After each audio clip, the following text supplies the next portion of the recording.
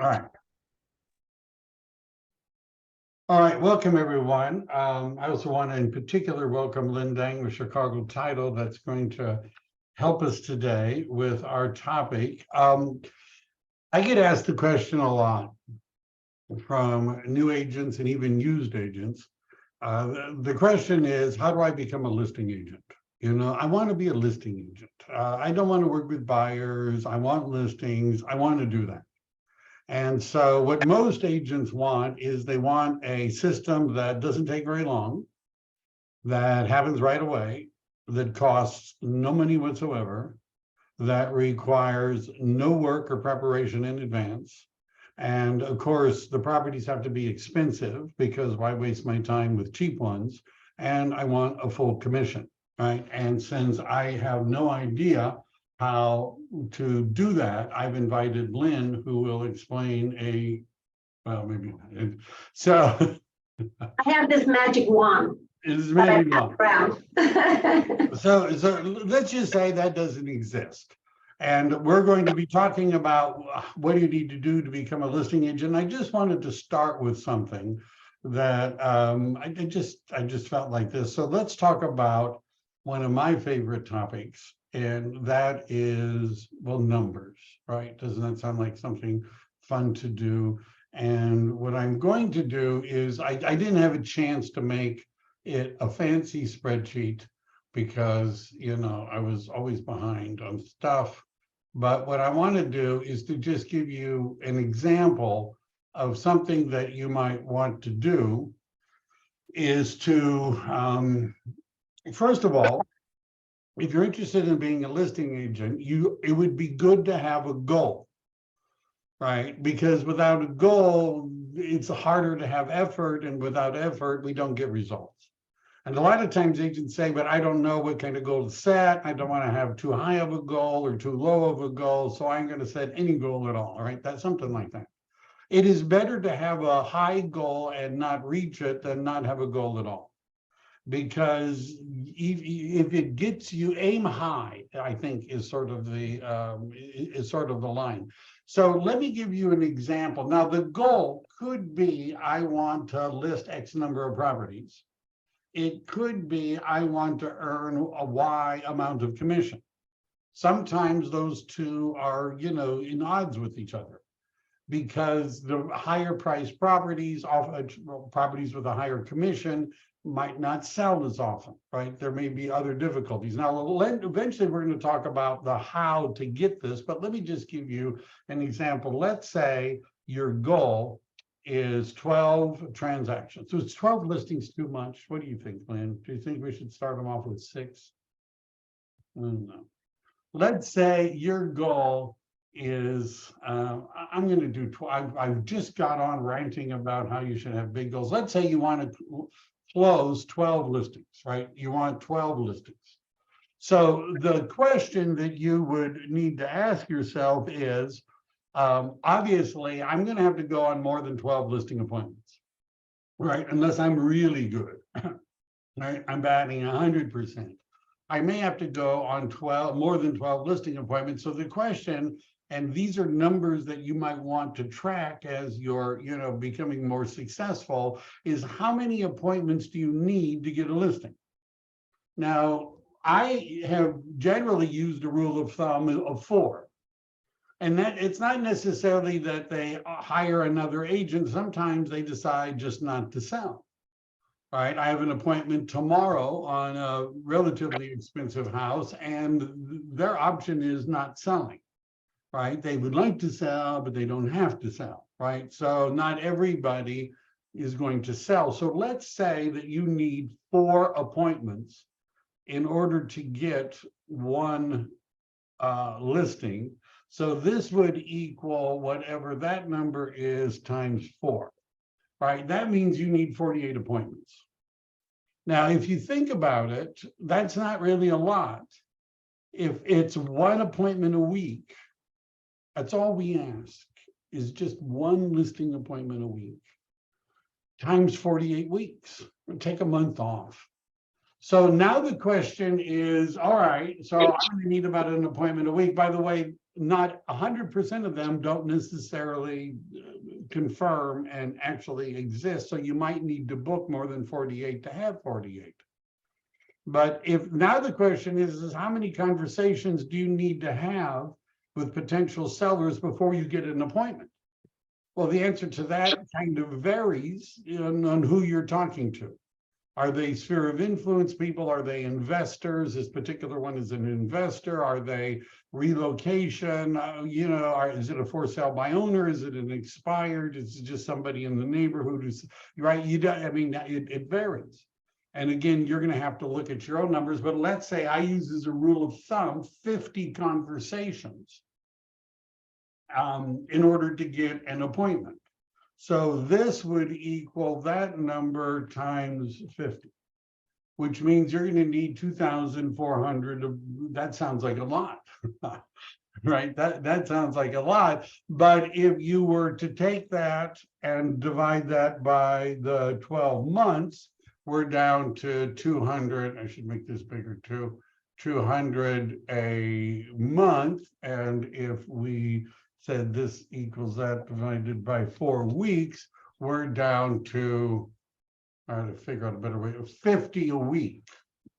So if you're working 5 days a week, right, 5 days a week, that would require 10 conversations a day, right? And if you had 10 conversations a day with potential sellers, 5 days a week, you'd have 50 a week, which could lead to an appointment a week, which could lead to a transaction a month, which means you're shopping for a new car, right? Is probably what that means, right? You're going to be shopping for a new car. So we're going to go through how do you get somebody? Who do you have conversations with? We're going to go through that.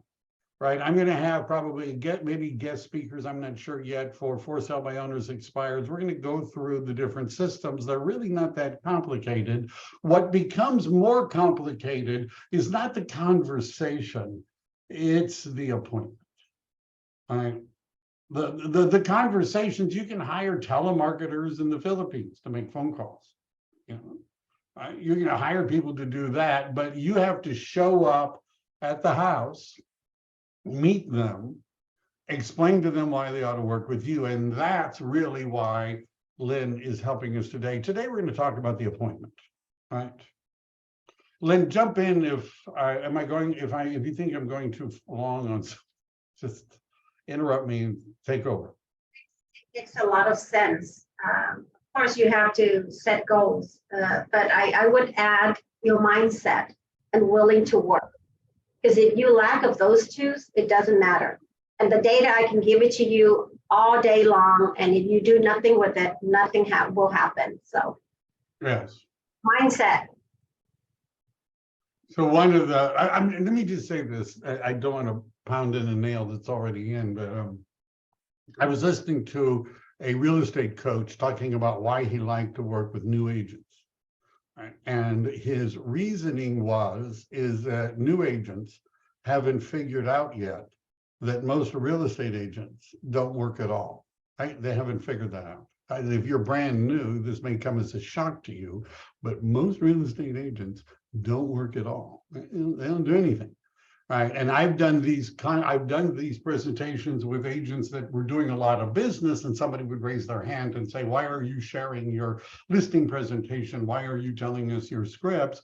Aren't you afraid we're all going to go out and start doing it? And of course, that's laughable. Most people aren't going to do anything. I'm just saying, right? Isn't that true? How many times, Lynn, does somebody want a farm package who never actually farms? Does that ever happen to you? Every day. Every day. Right. I would follow up, and 2 months later, nothing happened. And here I am trying to get it done the same day or the next day is the latest when someone asks for a farm. Oh, yes, they're in a hurry, aren't they? Oh my gosh, this is an emergency. I need right now, I need to start farming. So if you don't prepare for the appointment, what's going to happen is you're going to be calling for sale by owners, calling expireds, door knocking, and then you're going to show up, right? Because finally somebody says, yeah, I am interested in selling my home. come on over. And if you blow it, you just have to start all over again. Right. And so when you're competing against other agents, so anyhow, let's talk about that a little bit. Now, what I do, and by the way, I put together I have a presentation, right? I have a listing presentation tomorrow. And so I have modified my PowerPoint, which if you're in my coaching program, if you're in my sales organization, if you're on my team, you'll get a copy of it at no additional charge. The rest of you are going to be looking at a PDF, but for those of you that I'm working with, you'll be able to modify it. Did you want to start off first, Lynn, with what you do? Do you want me, or what would you like to do right now? I don't want you to feel like I'm not, Well, I can talk a little bit about the handouts that Ra had included in here for you guys. Share your screen. Why don't you share? Oh, I don't think I have it up. Oh, you want me to share the screen? I can share it. Why don't I do that? Just to, everybody's been given I think so. That's not it. Monica is pasting it. So am I sharing my screen? I will in a second. And then I'm going to go through what I do on a listing appointment, whether or not that's something anybody cares about, but I'm going to do it. All right. So there we are. Can you see the screen? Unlock the secrets to finding listings. Is that the, all right. So this is everything. Which one did you want to start with, Lynn? The other one, the 2023 customary guide, is basically knowledge for the agents. I would just go with the productivity path. All right. So this is just basically to introduce to you guys what products we offer as a title company. And I have lots of tools and resources depending on your level of knowledge. But there's some basic tools that you have to have, depending on how long you've been in the business. But there are 3 apps that I provide. One of them is the Walk-in Farm. It's an amazing app that you can use when you do door knocking. And this is one that, of course, I'm just going to give you a brief of what the apps and the tools provide. And then we can set up a one-on-one appointment with me, and we go in depth as to how to navigate all these resources. And then we can discuss about what is the right farm for you. And because of my background in as an appraiser, I've been certified as a certified appraiser. I've done probably close to 10,000 homes in the Bay Area in my lifetime. So I have a lot to share. And then what I can help you pick the right farm, because you need that, and you need that's part of your farming is planting the seeds for your future business, right? And you wanted to be known as the expert in the area.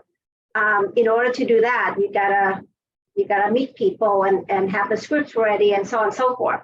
But the Walk-in Farm is available for you and it's free. It's for you to go door knocking, and it's a must. It's one of the layers of marketing. When you do marketing, this is one of the layers that you must do, because you wanted to be the expert in the area, as I mentioned. And then the other one is called Title Now, and that is allow you to have access to property profiles, that information that you need to know before you go on listing appointment. If you're representing the buyer, you have access to that, so you know more information about the neighbors and so on and so forth. That is also available for you, but I need to register you in order for you to have access to it. And within the Premier services, we have a premium lead platform built into the system, and it's called Premier Title Pro 24/7. This allows you to find, if you wanted to start farming and have a niche in certain markets. For instance, if you want to go after notice of default, so you want to target people with certain profession, if you want to target people with a certain income, ethnicity, all that is available for you for a very, very minimal fee that you have the data that you can go after. It's called farming. It's called target farming. So that's also a platform that you have access to, okay? That's pretty much on these. This is the basic package that when you talk to me and we can sit down, yes, the answer, I'm sorry, Hector have asked, is this Title Pro 24/7? The answer is yes. But there's a lot that you can, but the key to it is for me to have conversation with you. I have people who's been farming a long time and using, data from title company, but they say they didn't get results. So I will come in and we can have a conversation as to why you didn't get the result. Maybe you didn't target the right audience. So that is part of what I do. Anything else on this list that you were? Well, we can touch on Chicago Agent One app. Absolutely. Oh, so I have a listing appointment tomorrow. And what I usually do is I create a folder, like a Google Drive folder, and I share it with the client in advance. And then in the folder, I put stuff, PDF stuff that they may or may not be interested in, right? I don't know. I happen to know that the sellers are from the tech world, which means there's a chance they're going to read everything I put in the folder. And I thought maybe you could show me some Chicago title things that I could print out that I could put in the folder and share with them or take with me. Yes. So in this particular app, it's called Chicago Agent One app. And in this app, you can pull a net and you can customize it. It's very cool. So you go in and you click on the seller and you create a net sheet, assuming that it's going to be sold at this price. So you can have variety, different price range, right? And then the app itself will be able to pull in property tax information and also if there's a loan balance left on the property. That way you come in, you came prepared, and you'll be able to have that conversation. And of course, you have to have the app on in your hand that if the seller say, well, if you sold it at $1.5 million, how much would I net? If you sold it at $1.6 million, how much would I net? All that information and closing costs, all that is included. So you can prepare. It also have what is called home report.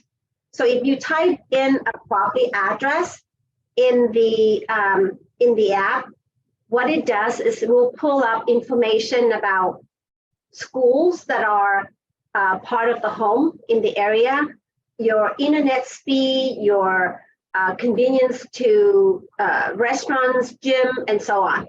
So it's great that you probably won't get anywhere else, by not using this app. So it has all that great information for you. And you can also create a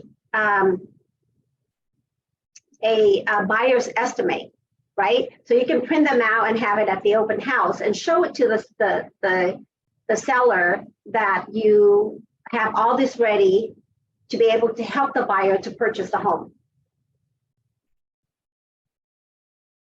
All right, so I can get net sheets at different levels.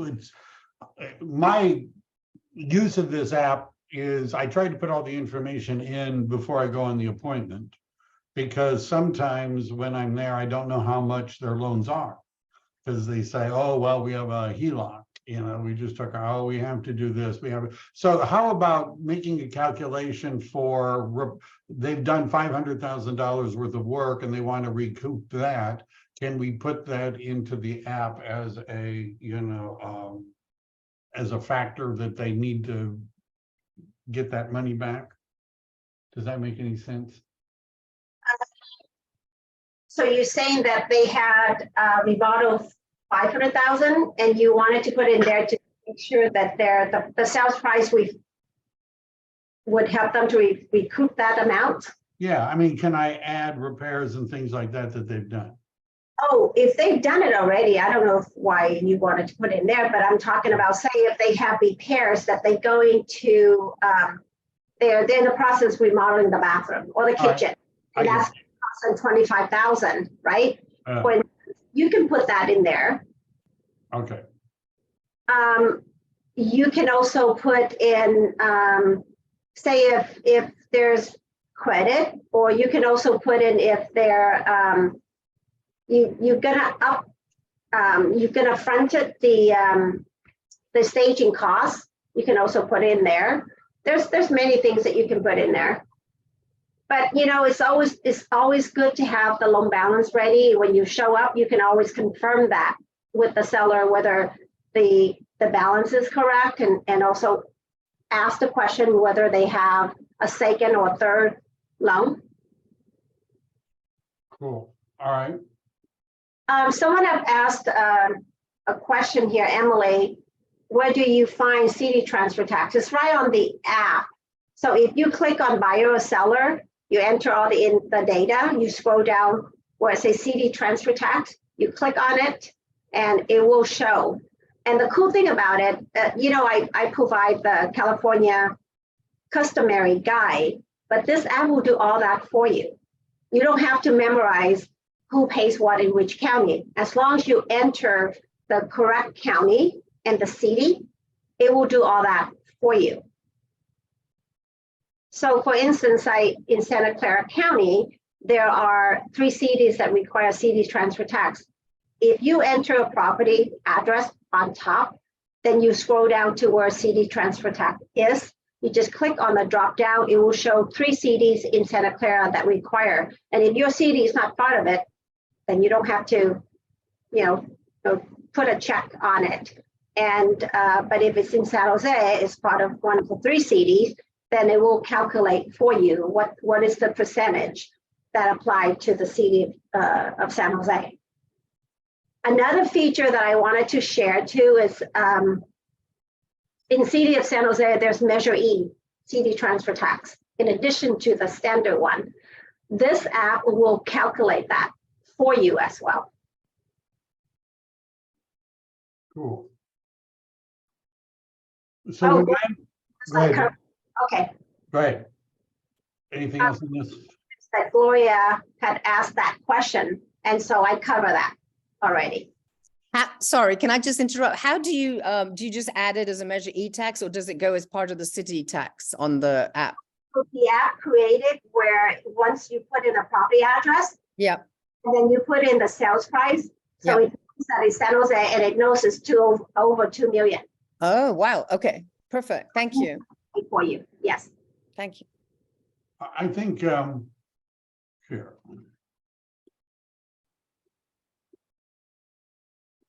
Maybe we can show people, is that okay? So we're getting requests to see what, are there any other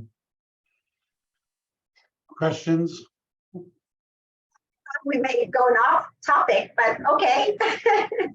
Well, I don't know, what are we're always off topic, because we're real estate people.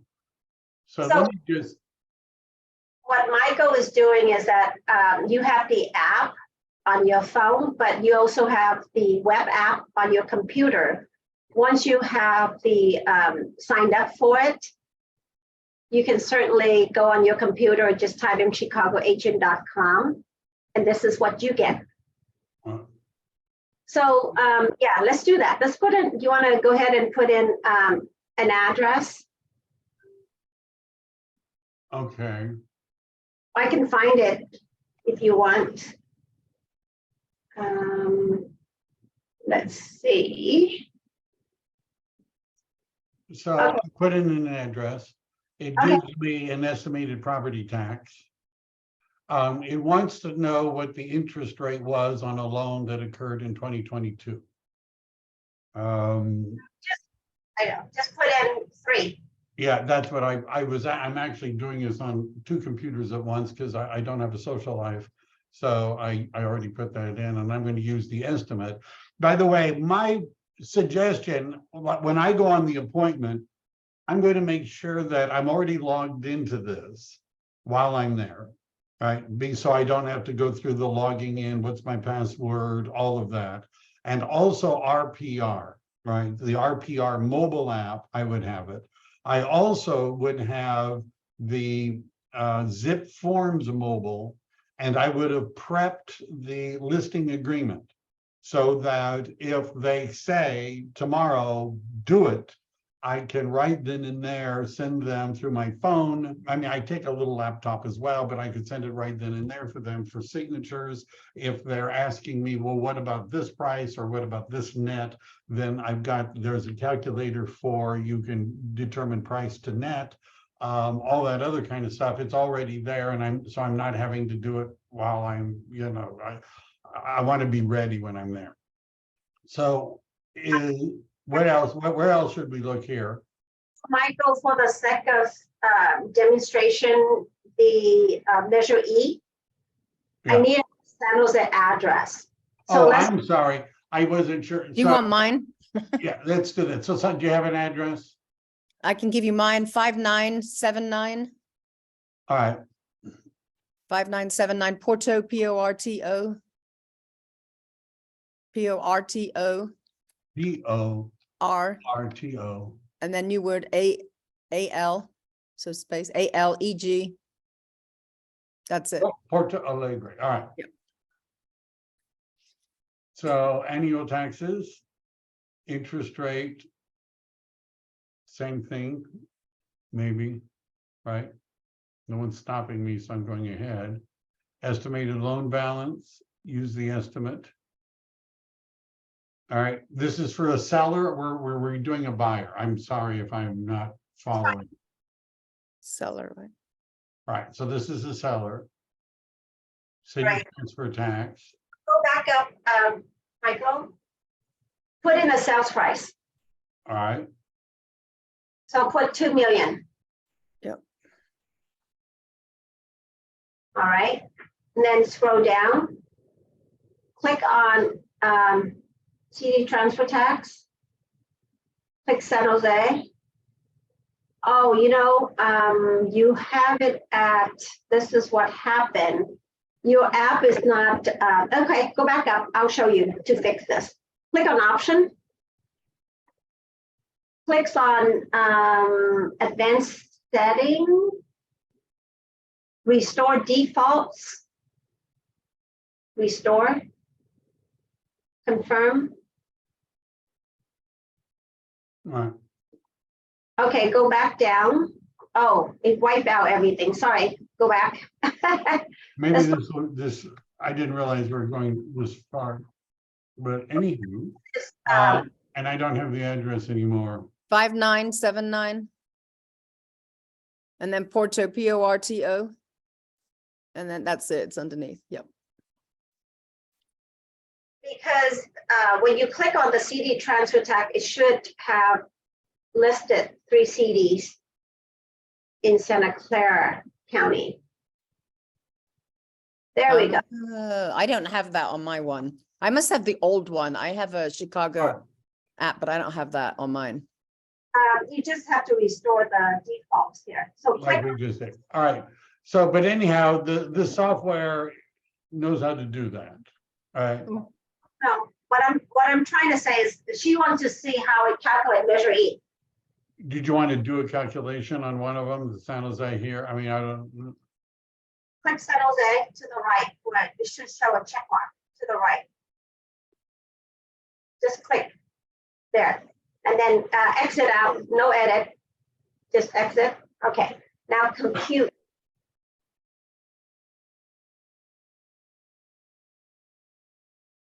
It shouldn't say something is not right. Right here where it says CD transfer tax, it will show like 10%-ish or something like that.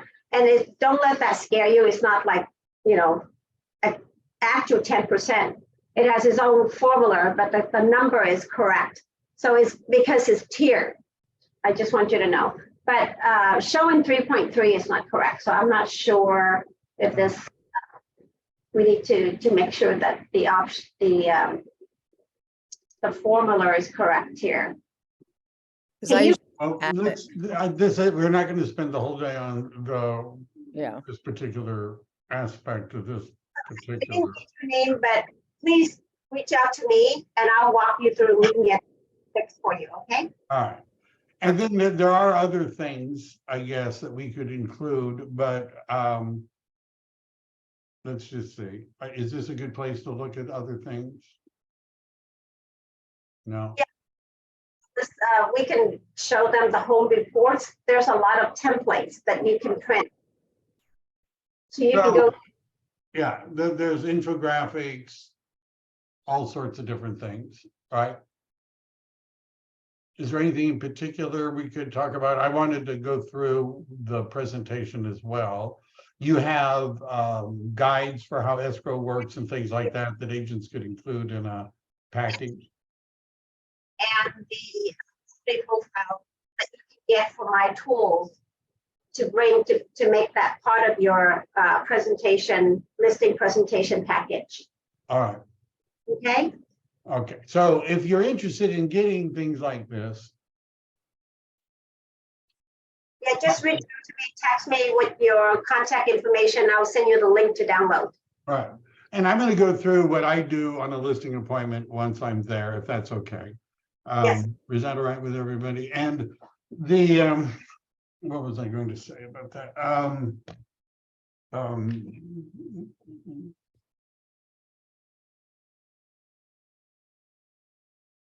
You've heard of the DISC profile. I'm sure all of you have. There's the driver, the influencer, there's the C, which is more of the compliant, more of the analytical style.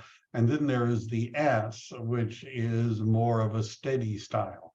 And so one of the questions, if you're going on a listing appointment, if you're preparing for a listing, which of the four styles, the D, the I, the S, or the C, should you be prepared for? Which of them? Now, if you guys want to vote, think about that. The D is the driver, the I is the influencer, right? The S is more of a steady style, and the C is the analytical style. You don't know, right, whether or not they're a D, an I, an S, and a C. You have to pick one. Which one would you pick? Now, you guys may have your own vote, but the answer is the C, the analyzer. And the reason you have to prepare for them is because for them, you have to prepare. So I've been on a listing appointment where I'm sitting at the kitchen table talking to the guy that owns the house. And while I'm doing my thing, he gets up and starts fiddling around in the kitchen. And when I took a breath at one point, he looked at me and said, "Will you need a key tonight?" I said, "Yes," and stopped talking, right? Because he was a high D and all he wanted to do was sign the listing agreement and get on with it. That was it, right? He didn't want to hear about it. Now, a lot of times real estate agents have told me that nobody cares about statistics. Nobody cares about reading all of that stuff, right? It's not important. And my response is, no, you don't care about that stuff, because the typical real estate agent is either a high D or a high I or a combination of a D and an I, and they're not a C. And so there's a tendency to ignore all of the statistics and things like that, but they might care. I happen to know that these sellers are in the tech world. They might actually be interested in that sort of stuff. But don't, I guess where I'm starting with this is, it doesn't have to be a presentation. Let's just start with that, right? It doesn't have to be a presentation. And what I do, on what I would suggest that you do, is if you're doing is the first thing you ought to do. When I show up, all right, you show up on time, don't park right in front of the house, don't park in their driveway, right? You knock on the door, ring the doorbell. Usually they know now because, you're walking up and it's, Step back, they open the door, you say, hi, you know, I have a 10 o'clock appointment, you know, to talk to you about selling your house. And and you go on in, right? And I take a small bag, I take with me a Chromebook as well as my phone. The Chromebook is already connected to my phone. When I get there, it would be ready to work at that moment as a hotspot, but I leave it in the pouch and I just ask them if we could put down our stuff someplace, like at a kitchen table or something like that. And I tell them to give me a tour of their house. And many times I'll say, do it like, pretend you're a real estate agent and you're showing your house to a potential buyer. Show me what you would do. What, you know, and then they go through and they talk, and some people get into it. And by the way, I almost always say afterwards, that was really, really good. Have you ever thought about getting your real estate license? Right? Because you did a really good job. Anyhow, and so after we've done that, we get back to the table where I've dropped off the stuff. I've taken maybe some notes, but not a lot as we're walking along. And then at the table, my opening is, and this is where I would say my system may vary from what you might learn from Tom Ferry and Mike Ferry and all of those other people. And in that, I start off not by taking control, but by asking them what is their goal for the meeting. What is most important to you? What do you want to learn? What's your agenda? I ask them, what's your agenda? Now, this is my suggestion. When they say, this is what we want to know, or this is what we want to talk about, my suggestion is you talk about that first. Don't say to them, oh, well, pricing. No, we don't talk about pricing until the end of the presentation. So you're going to have to sit back and listen for a while before I'm even going to tell you that. I wouldn't do that. The reason I wouldn't do it is going to irritate them. And while you're going on and on about whatever it is you think they want to know or need to know, they're wondering, why won't they talk to me about pricing? So if they say, we want to talk about pricing, you do that first. Now, if they say, we want to talk about pricing, we want to talk about commissions, we want to talk about what we need to fix it up, I'll say, great, let's do that first, but I'm going to do the commission at the end. Right? I'm going to do the commission at the end. And by the way, before you show up, you can modify a little bit when you're there, but before you show up, you ought to have two numbers in your head. You should expect to be asked, what price should I list my home for? You better have an opinion about that. It's just my thought. And number two, they're going to ask, how much is the commission going to be? You ought to have an answer for that, right? Rather than thinking, well, maybe they won't ask me, and I'll put it down 6%. You got to have an answer for that, right? Now, most of the time, my experience is they don't necessarily want a presentation, but you need to be prepared to give one. I have gone on appointments. I went with an agent in the area on a listing appointment, and there were 5 other agents being interviewed. We were one of 6. And the seller started by saying, okay, give us your presentation, right? What he wanted was you hand him your booklet and you go and you talk in front of him. You stand up and you do it, right? So you need to be prepared to do that, which means you would need to practice the words that you're going to say over and over and over and over again to where they just flow out of you when you get to it, right? So that you don't even need the guide. But most of the time, they want to have a conversation, not necessarily a presentation. But you have to be prepared for the presentation because that's what they want. So I don't, unless they say, give us a presentation, I don't start at the beginning and go through it necessarily at the beginning. Sometimes I refer to different parts at different questions. But this is what I use. I'm just saying. Now, when I do this one, I'm going to probably I'm going to move the logos around because this is a generic one that I've just modified, and I would have the address of the property and a picture of the property, in addition to EXP and the Michael.devlin group, right? I would still have that. This has always been true. as old as, back when Moses was buying real estate, the agents were saying, there are three goals, right? This has been forever, but it is still true. They're looking for the highest price possible in the right time frame with the least inconvenience. Now, if you're wondering, this listing appointment that I'm going on is about a $4 million property. Right, they would take 3.9 probably, but anyhow, it's a $4 million property. And the question of, well, how did you get this listing appointment? The answer is it involved EXP and Express Offers, which is a program that EXP has where they're marketing to people, hey, do you want to sell your house? And it's a form of iBuyer program. Well, I've already talked to the owner.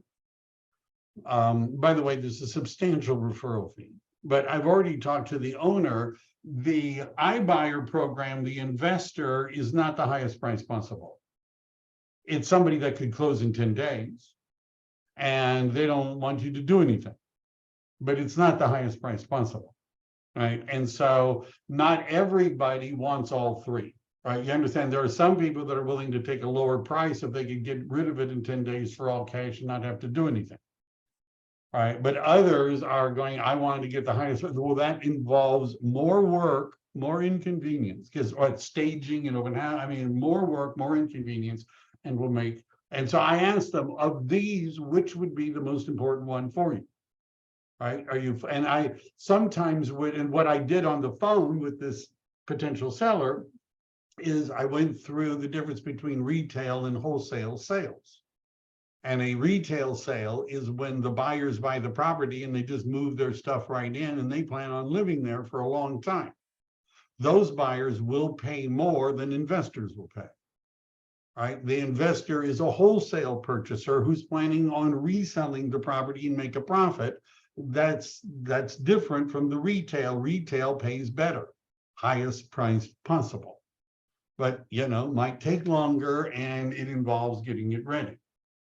I have a mission statement. I don't necessarily always read this to people, right? Unless they ask me, do I have a mission statement? I don't necessarily cover each slide, but this is my process.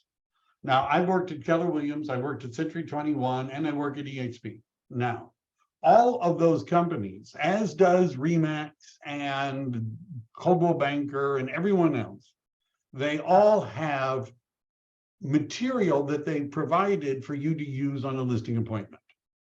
My universal experience of those is that they're not very good and that they were generally written by marketing people that had never been on a listing appointment. Right? That's just mine. So you're going to notice I'm not talking a lot about EXP other than there's a logo on the first slide, but these are the 4 factors. And if you Google search this, you're going to find there's lots of different variations, but I've been doing this forever, and this is what works for me. Price. One of the factors is, what are you charging? And later, I may be going through pricing strategies. I always talk about the 3 pricing strategies. The first one, which generally nets you the most money, is if we're doing a sale where we're pricing it below where we want to end up, so that we have the opportunity to get a lot of attention and perhaps even multiple offers. The second pricing strategy is the Price is Right, where we try to guess the perfect price and stick with it. Sometimes it works, sometimes it doesn't. And then the needle in the haystack is when we price it really high, hoping some crazy person will buy it anyhow. I say we call those expired listings. Exposure is how do we get you the highest price possible? And the answer is we expose your property to the greatest number of potentially qualified buyers.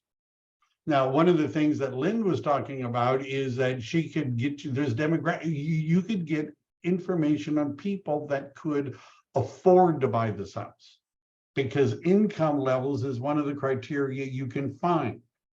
And if I'm telling the seller, hey, I'm not just going to put it in the multiple listing service and hope that somebody sells it, I'm going to actually identify who the buyer would likely be for a property like yours, where yours is, how much money would they have to make in order to buy it, and we're going to reach out to them. exposure. The more people we expose your property to that are qualified to buy it, the higher your price is going to be.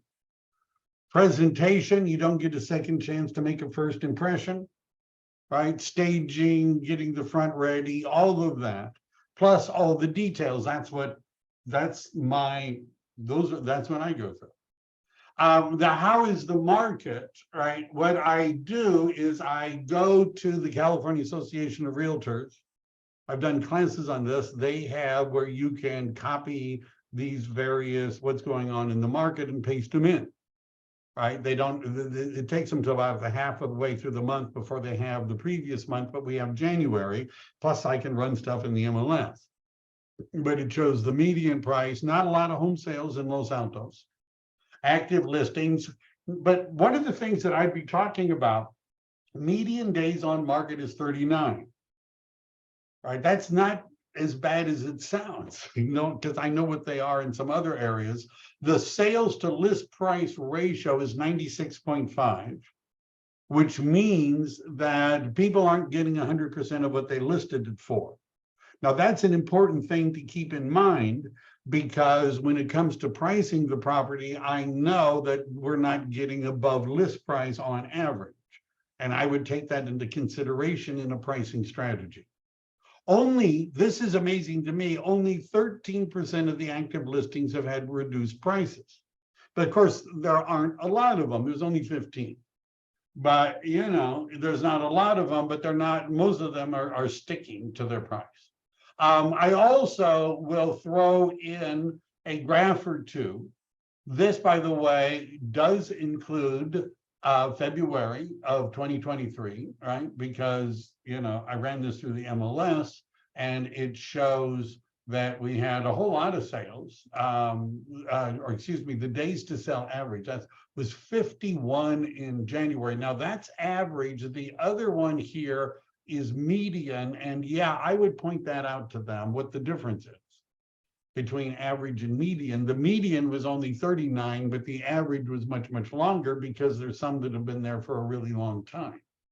But notice fewer days on market. In February, 10 days is how long the one that sold was on average on the market. Again, we're not talking about a lot of sales.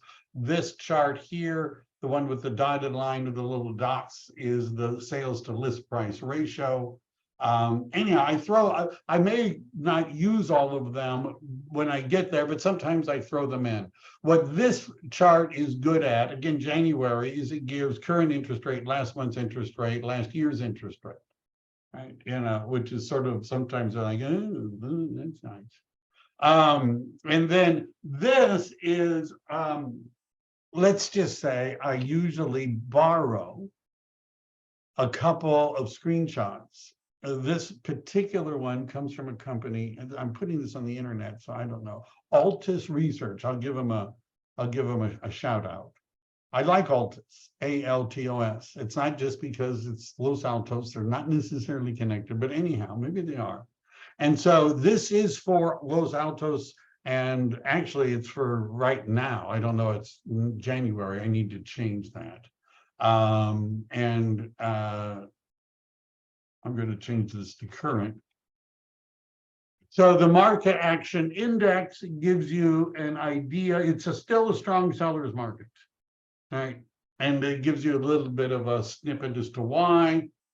I include this, and this is usually done weekly. So this is actually very up to date. And again, you can see average days on market was 51, but median was 21.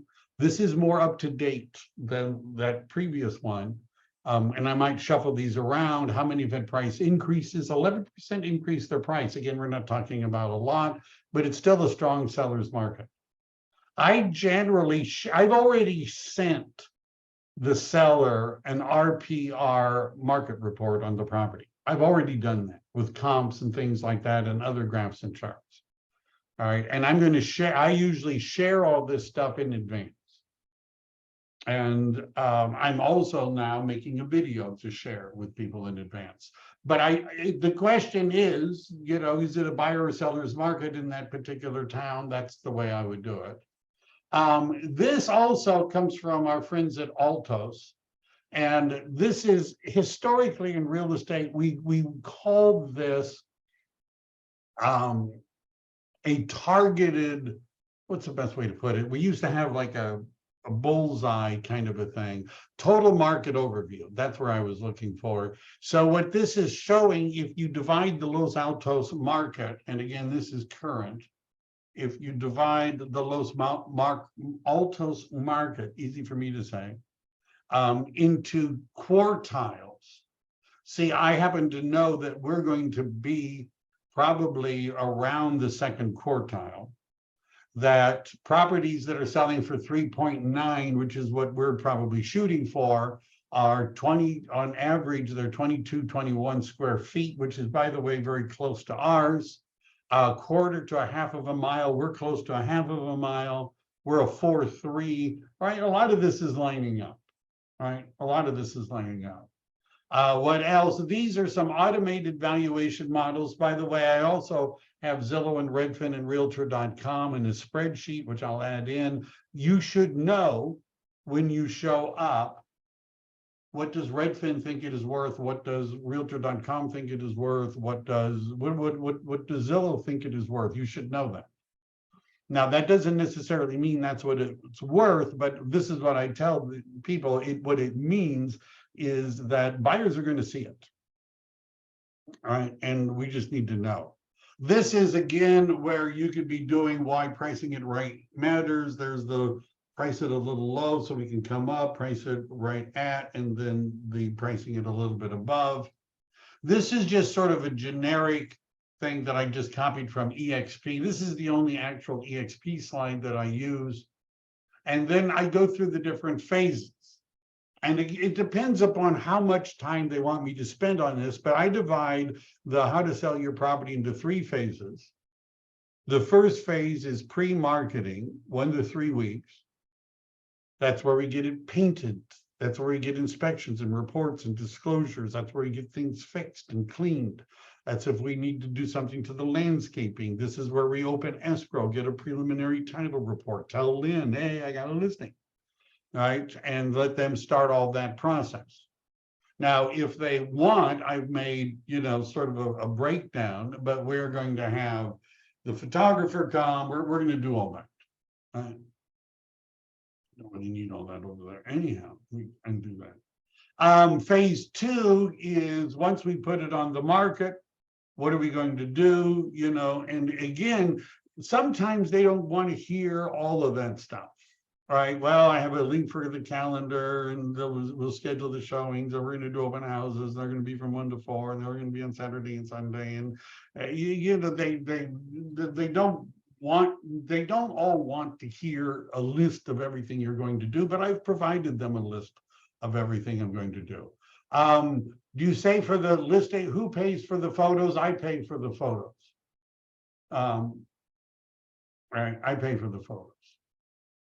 That's not all the time, but if I'm selling a relatively expensive property for a relatively good commission, I pay for the photos. And I have the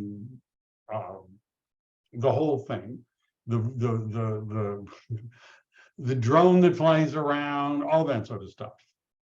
And then phase 3 is contract to closing. They don't always want to hear about all this stuff, but if they do, I've got stuff ready. When it comes to the strategy for selling the house, this is, I go over where do buyers find the home they purchase. This is from the National Association of Realtors. And generally speaking, I explained that there's 2 groups of people that we're going to be marketing your property to. One is the general public directly to potential buyers, and that's done primarily through the internet. Right? 51% of the buyers said that's how they found the house they bought. However, almost 30% said they found the home they bought through their real estate agent. So the other group of people that we're going to need to market to are real estate agents. So that would mean we're going to make sure every real estate agent that sells property in this area is going to know that it is for sale. I already have a database. There's different ways of doing that. We're going to put it on the local board tour so that all the agents get to see it. We're going to bribe them to come and look at it. We're going to be marketing it to other agents. We're going to be marketing it to the public. Right. Why do we send postcards to the neighborhood? Because friends, neighbors, and relatives are account for 6%. The more people we get to look at your property that are qualified potential buyers, the better. The more money we're going to get. I go through that. Marketing to the public, right? Just your basic list of things. One of the Check a second. Please jump in. Real quick, you had mentioned that send postcards to the neighbors. That's where I come in. I can also pull the data, pull you the list of neighbors, and we can talk about strategy, which list is the right list. So just wanted to point that out. Right. In this, what do you need to do to become a listing agent? You have to have conversations with people in order to have appointments, in order to get the listings. If you get a listing and you do it right, it's a lot easier to get another listing.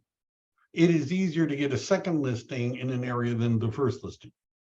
And when you've had 2 listings in an area, it's a lot easier to get a third than it was to get the first 2.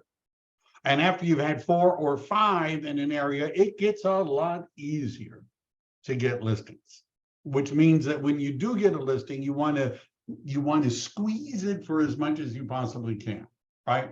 And well, that's in a different class. Marketing to the public. One of the things that I like about KV Core, which goes to EXP, is I'm going to show you something, right? We already have single property websites. We do all that. And yeah, by the way, that's actually a picture of the real house. I actually do that. And I don't point it out to people, but sometimes they say, hey, that's my house, right? And your digital footprint, and on a open house strategy, and if it's a expensive house, a nice house, we'll get a 3D virtual walking tour. I talk about staging, marketing to other agents, communication, offers to close. One of the things that, if you're with EXP, that has been the most powerful part for me on listing appointments.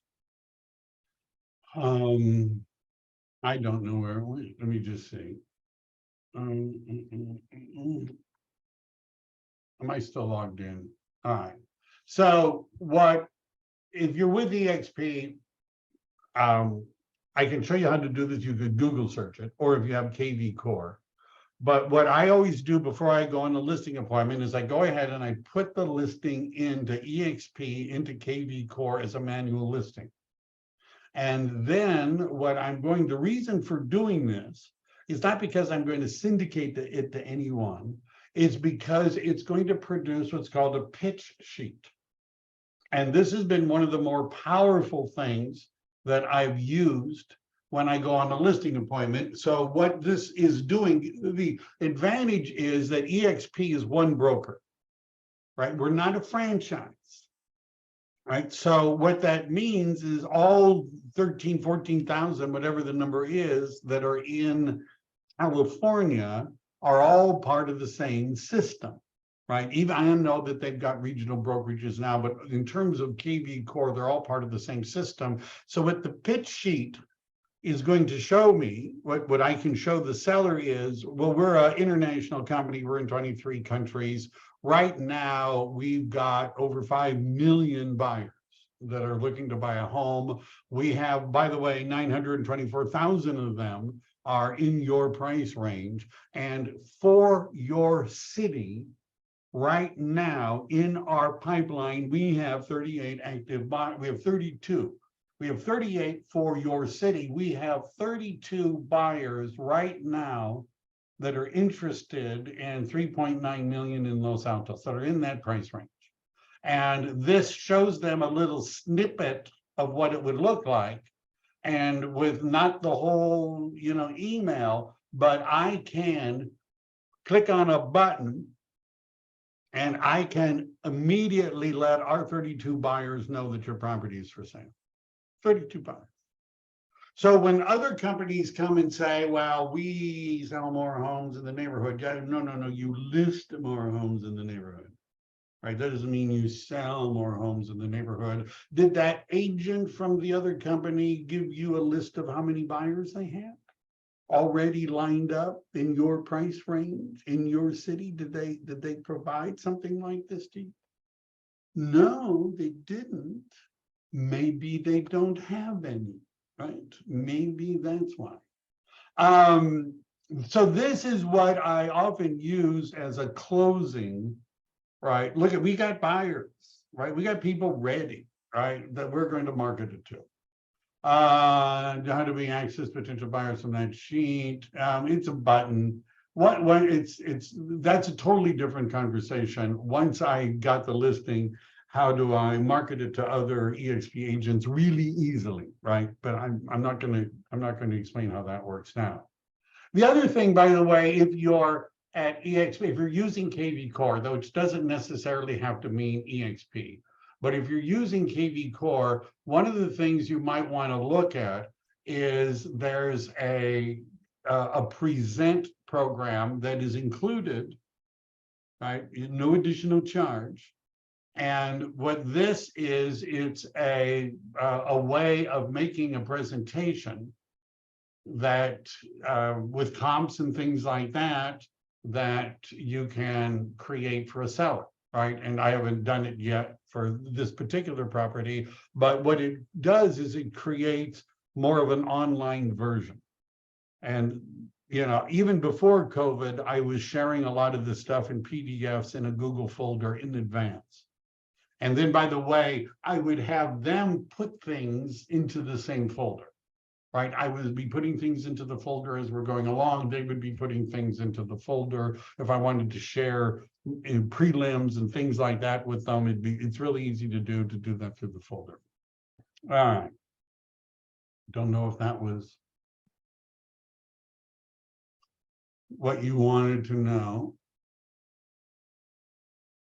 Any questions about that? Now, what I did not go through, or what are all the objections you might hear, and how do you answer them, and all that. That's for another class, right? But what we want you to be aware of is that you have to be prepared. And prepared, what I didn't have a chance to show you is you have to spend time looking through the MLS and everything that's sold and everything that's happened. I'm adding Lynn back since she was hiding from us before. Any questions about any of that?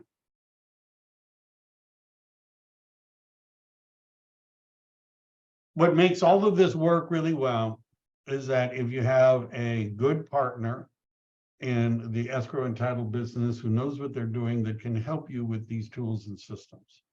And that's why I've invited Lynn to join us today, because she is that kind of a business partner.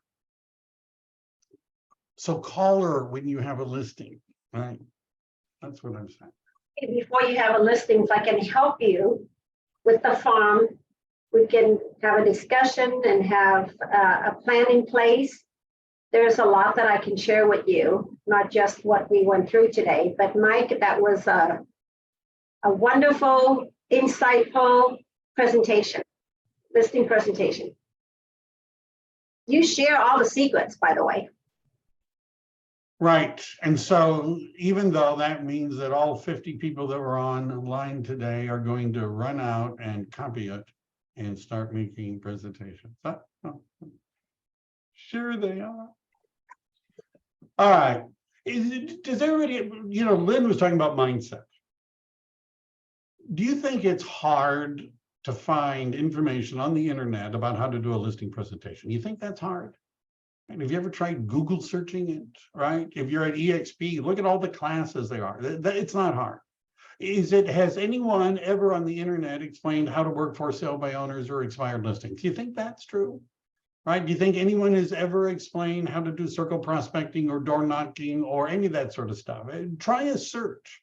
How about scripts? What should I say to a seller? What should I say to a buyer? Do you think anyone has ever answered? All of that is there easy, right? It's easy for you to find it. It's not the knowledge of how to do it that's missing.